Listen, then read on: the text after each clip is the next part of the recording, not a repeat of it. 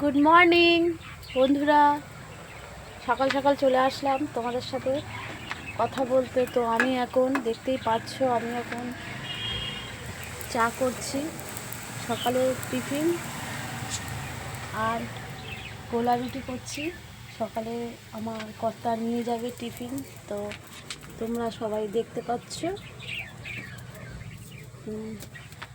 সকাল টাইমটা আমি খুব ব্যস্তই থাকি, করতে হয়।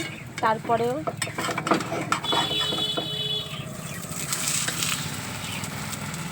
চা গোলা রুটিটা তুলতে গিয়ে ছিঁড়ে গেল।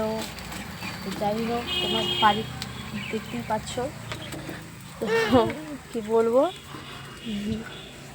আবার সকাল সকাল ঘুম থেকে উঠে গেছে, পরীক্ষা নেই বলে একটু দেরি করে উঠছে। তো আমি সকালবেলায় উঠে যাই, আর উঠে গিয়ে টিফিন করতে হয়। তো চা গোলা রুটি করছি, দেখতেই পাচ্ছ। তো সকালের টিফিন, টাটা, আবার পরে আসবো। আমার মেয়ে এত বদমাইশি করে, তো সকাল সকাল টিফিন করে দিলাম। সে